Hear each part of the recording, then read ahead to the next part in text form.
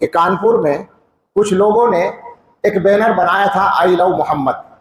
السلام علیکم ورحمۃ اللہ وبرکاتہ۔ محترم ناظرین، استاذ دارالعلوم دیوبند حضرت مولانا سلمان صاحب بجنوری دامت برکاتہم العالیہ نے ایک بہت بڑی بات آئی لو یو محمد جو حالیہ واقعہ پیش آیا ہے اس کے تعلق سے حضرت نے فرمائی ہے۔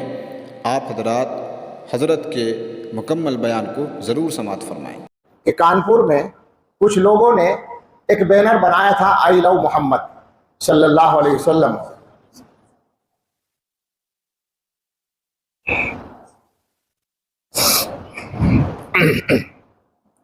تو اس بینر کے بنانے پر یا اس گویا اعلان کے کرنے پر کچھ لوگوں کے خلاف FIR درج کی گئی ہے۔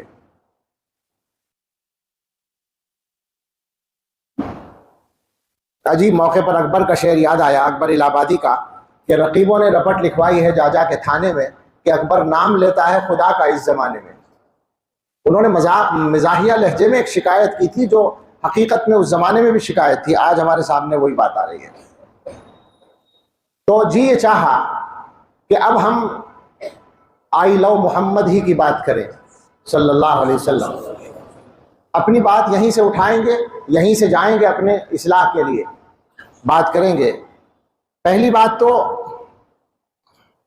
دنیا سے کہیں گے، دنیا سے صفائی کے ساتھ یہ کہنا چاہیں گے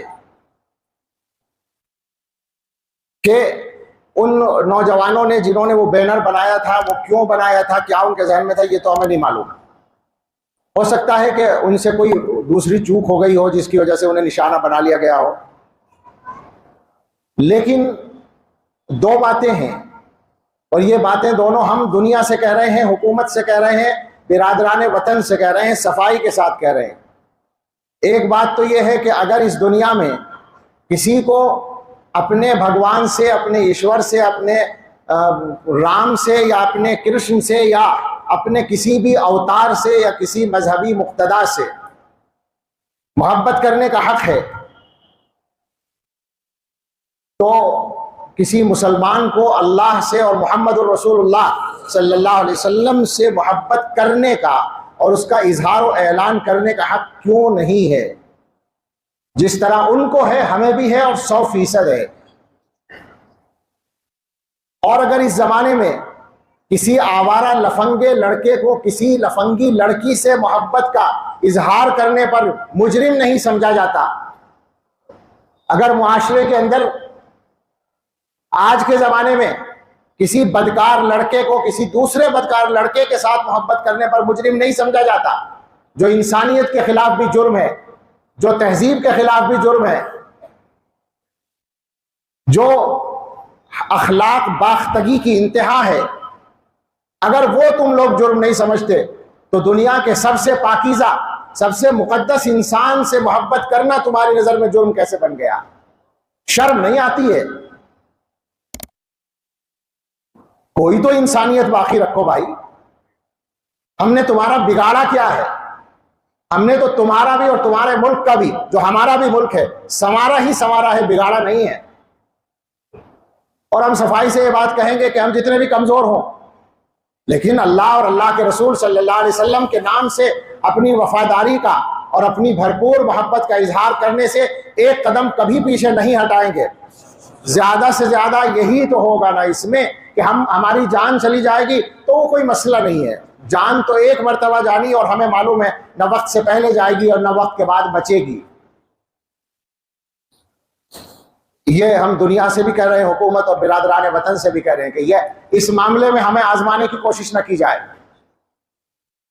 بہت سی چیزیں ہم غلط برداشت کر رہے ہیں، مگر کر رہے ہیں، جو برداشت کرنے کی نہیں ہے وہ کر رہے ہیں، مگر یہاں برداشت کا پیمانہ، صبر کا پیمانہ لبریز ہو جائے گا، زیادہ نہ چھیڑا جائے، انتہا نہ کی جائے۔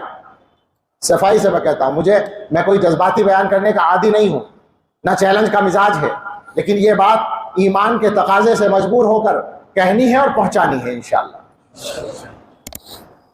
اس کے بعد اپنے مسلمان بھائیوں سے بالکل اس سے بدلے ہوئے انداز میں بات کہنی ہے کہ آج आई लव मोहम्मद कहने पर तुम मुजरिम समझे जा रहे हो। अगर तुमने हकीकत में हजरत मोहम्मद रसूलुल्लाह सल्लल्लाहु अलैहि वसल्लम से मोहब्बत का सबूत दिया होता, अमल करके दिखाया होता और उनकी मोहब्बत के मुताबिक जिंदगी गुजारी होती, उसके तकाजे के मुताबिक, तो किसी की मजाल नहीं थी, किसी की हिम्मत नहीं थी कि तुम्हें आज इस तरह से निशाना बनाता। अपनी गलती को महसूस करो, इसकी जरूरत है।